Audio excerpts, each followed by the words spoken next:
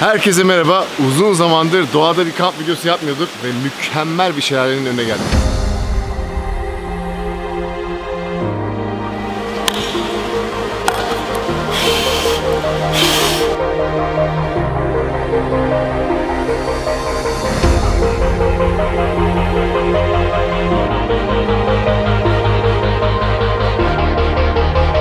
Şu anda Çatalca'dayız. Buraya bağlı bir köydeyiz ve arkamda harika bir şelale var. Biliyorum soracaksınız nereye geldiniz lokasyon paylaşın diye, ama inanın arabayla buraya bulana kadar tam 2 saat geçirdik.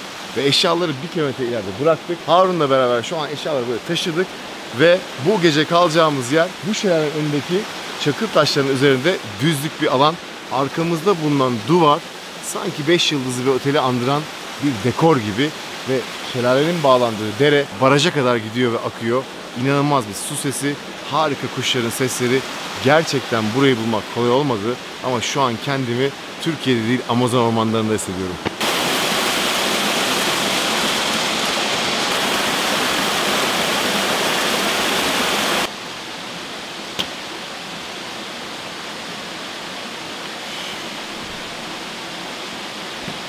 İnanılmaz.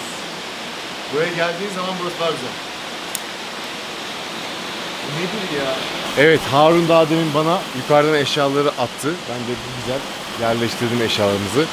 Yapacak çok işimiz var ama burada insan inanın çok çalışkan oluyor. Şu an aldığım oksijen ve huzurla 2 gün boyunca burada durmadan çalışabilirim. Bunu çok içtenlikle söylüyorum.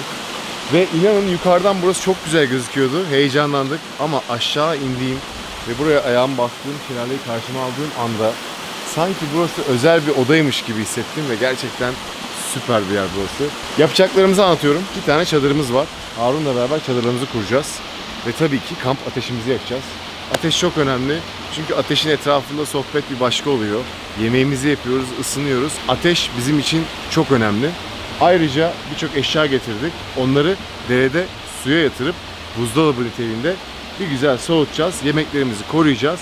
Daha sonra şu gördüğünüz sandalyenin üzerine oturup yemeklerimizi yiyip kahvemizi içeceğiz ve buranın keyfini çıkartacağız. Ben buraya bir gün kalmak için gelmiştim ama inanın buraya son gelişim değil. Evet, bakalım. Yemek çantamız burada.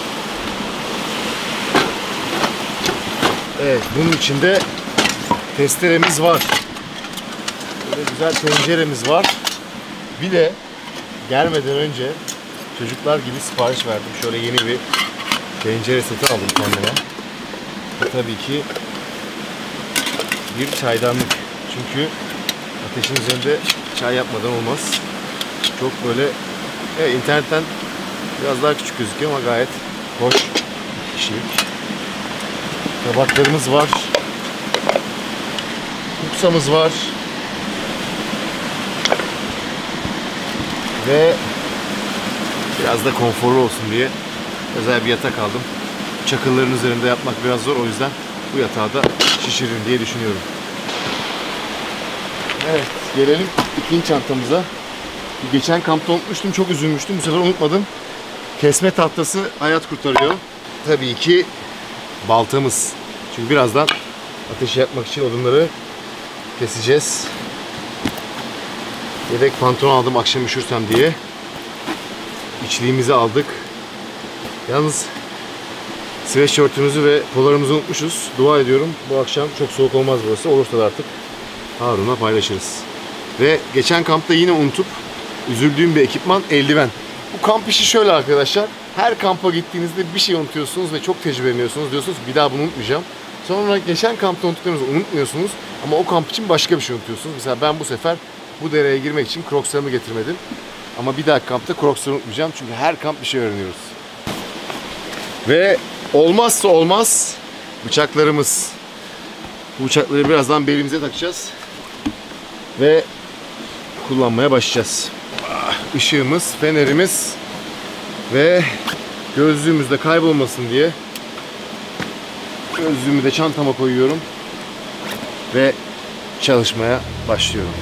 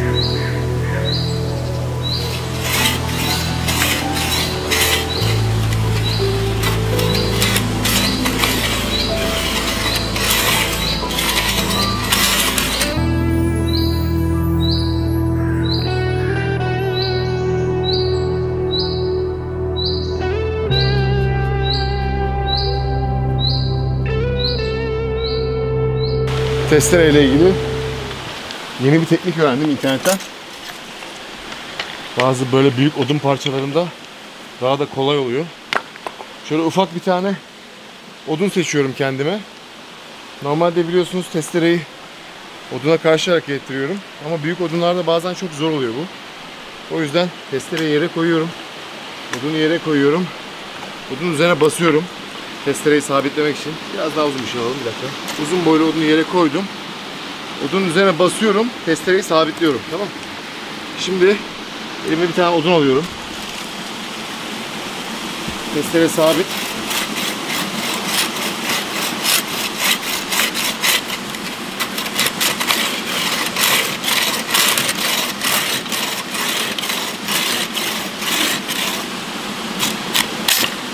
Ve belki bir 3-4 dakikada yapacağım işi 1 dakikada hızlıca hallediyorum.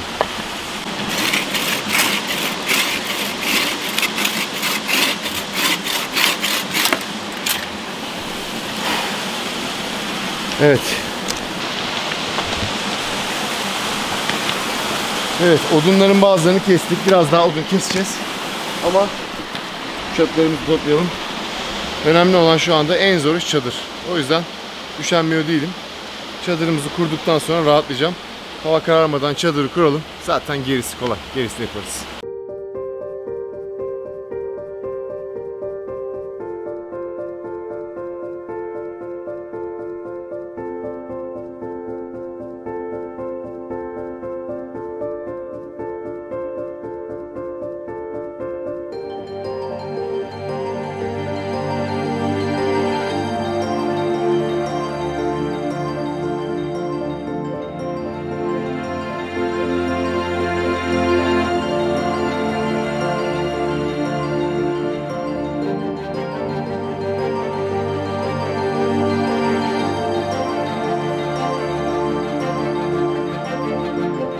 Evet, çadırlarımızı kurduk.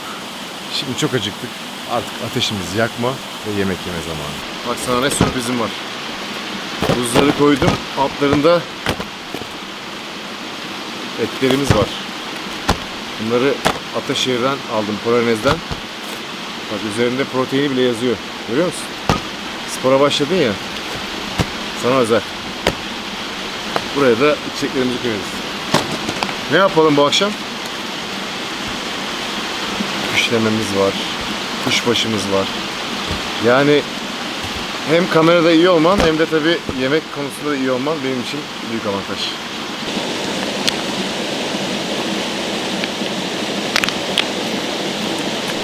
Evet, böyle taşlardan güzel bir düzenek yaptım kendime. Şimdi ateşimizi burada yakacağız. Odunlarımı keseceğim. Başlıyoruz.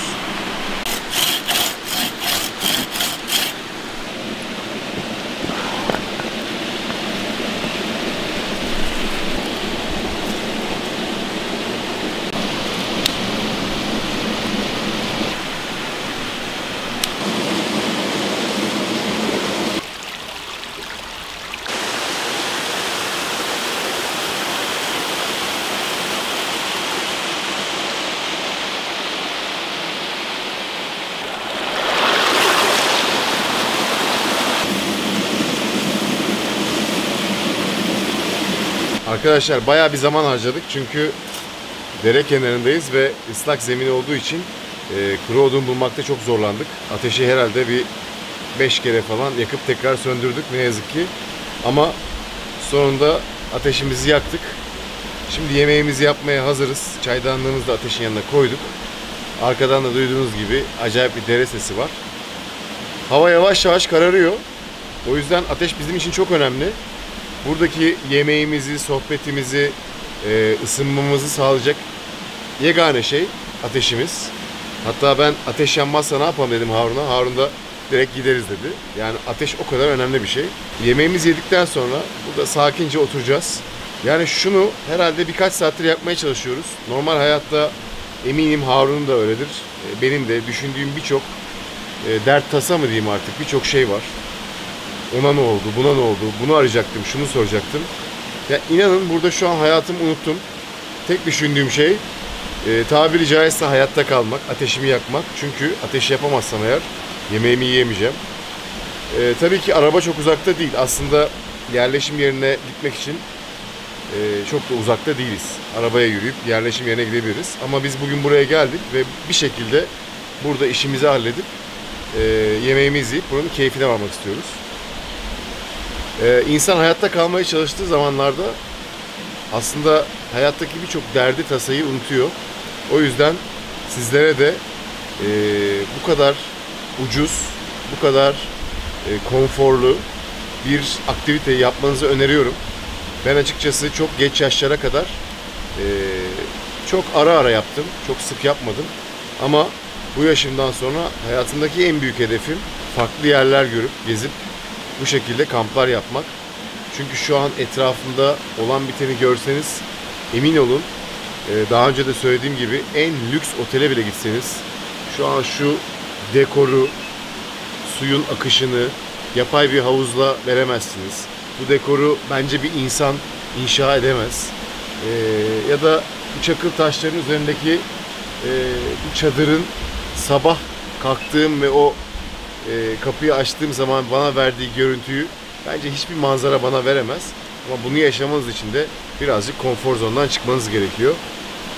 Ama konfor zonundan da çıktıktan sonra artık burası da size konforlu gelmeye başlıyor. Tabii ki burada kullandığınız ekipmanlar çok önemli. Eğer doğru ekipmana ve doğru bilgiye sahipseniz çok da fazla konfor zonundan çıkmıyorsunuz. Şimdi ben ateşi yerleyeyim, yemeğimizi yapalım. Ondan sonra güzel bir sohbet daha eder, uyur. Sabah tekrardan kahvaltıyla devam ederiz.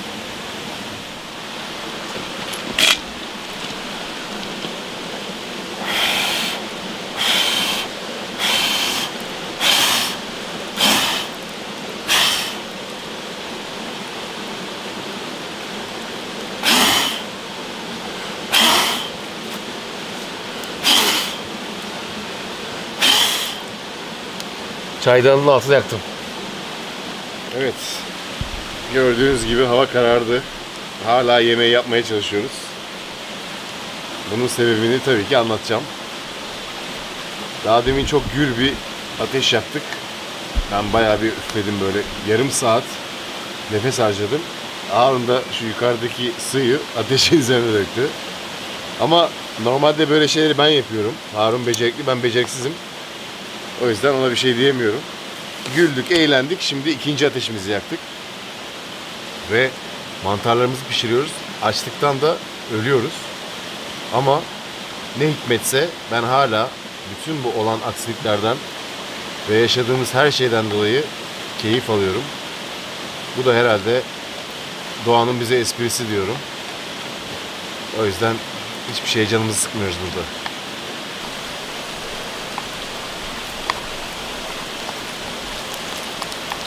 Oh, artık sönmez herhalde bu ateş. Ya şu ufacık kapların ne kadar değeri büyük burada ya. Evde bir kenara attığımız kaplar bunlar. Ama buraya gelince olmazsa olmaz yani. Şu ufacık kap bizi doyuruyor. Bir anda değeri artıyor buraya gelince. Biraz kuşbaşı atıyorum. Biraz da küşleme yer misin Harun? Burada küşleme de var. Yeriz hocam. Tamam, onu da çıkaralım. Bakalım. 21 gram protein. İçinde B3, fosfor, çinko, potasyum, B6, B2. Ya artık supplementler değil, etlerin üzerine bile bak yazıyorlar değerlerini, görüyor musun? Spor gitgide ülkede artıyor. Spor bilinci ve beslenme bilinci. Şimdi sabahtan beri yemek yemiyoruz. Ne oldu yani? Öldük mü? Ölmedik değil mi? Demek ki insanın her dakika yemek yemeye ihtiyacı yok. Bu bize şehrin getirdiği alışkanlıklar.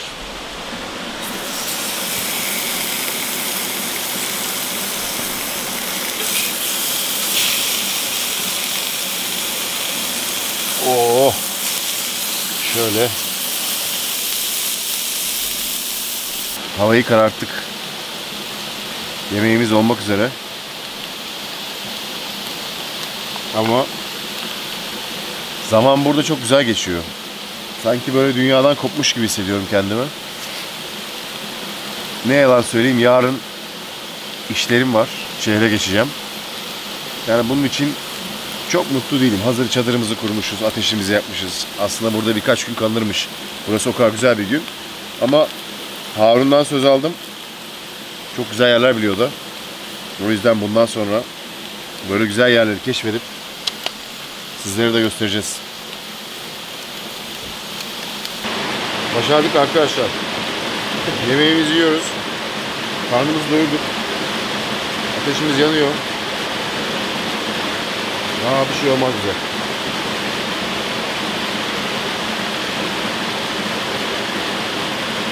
Harun parmağını kaybetti. Gözleri yaşlı. Ne ateşmiş bu hocam? Baksana. Bayağı daha sönmez.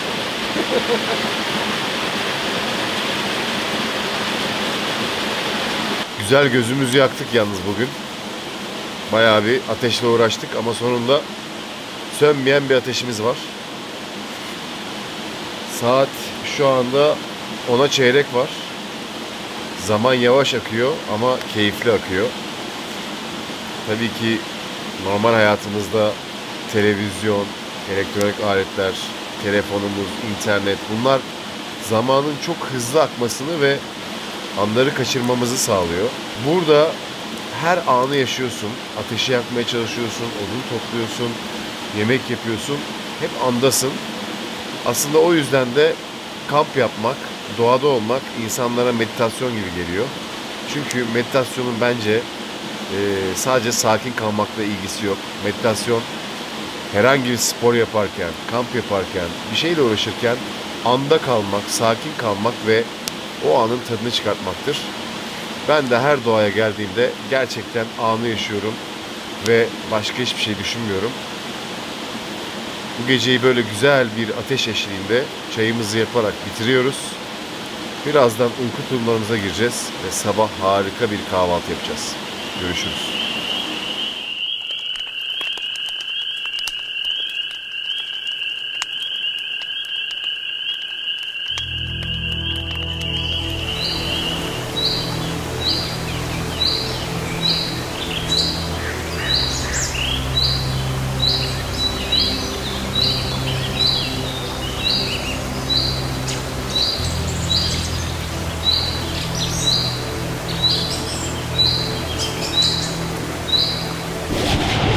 Evet, hepinize günaydın. İnanılmaz bir şelale sesinde uyandık. Kampta fazla uyuyamıyoruz tabii, erkenden uyandık. Dışarıdan sesler geliyor. Harun da herhalde yine ateşi yakmaya çalışıyor. Kampın en güzel yanı sabah kalktığınız zaman gördüğünüz manzara. Bakalım burada nasıl bir manzara karşılaşacağız.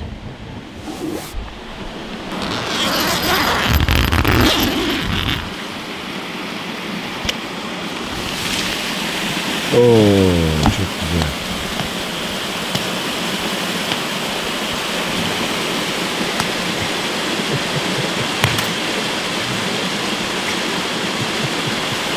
Günaydın hocam. Günaydın. Bu sefer ateşi yak.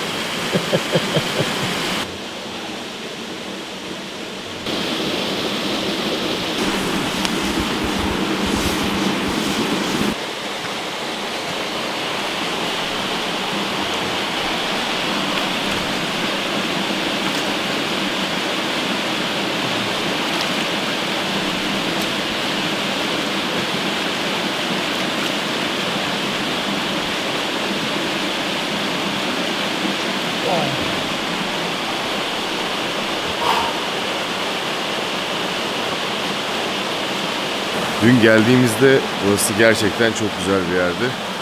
Ama sabah ayrı bir güzel. Şuraya baktığınız zaman ağaçların arasından güneş öyle bir vurmuş ki sanki böyle arkamda bir tablo var gibi hissediyorum. Bir kere sabahın şöyle bir güzelliği var. Harun sağ olsun ateşi yakmış. Akşam çok uğraşmıştık. O yüzden bugün hazır bir ateşe uyanmak çok keyifli oldu. Bu güzel ateşte güzel bir kahvaltı yapacağız şimdi. Ondan sonra hızlıca eşyalarımızı toplayacağız ve birazcık keşfe çıkmak istiyorum. Çünkü buraya gelmişken etrafı görmek istiyorum. Buradan giden yol çok güzel gözüküyor. Ondan sonra da dönüş yoluna geçeriz.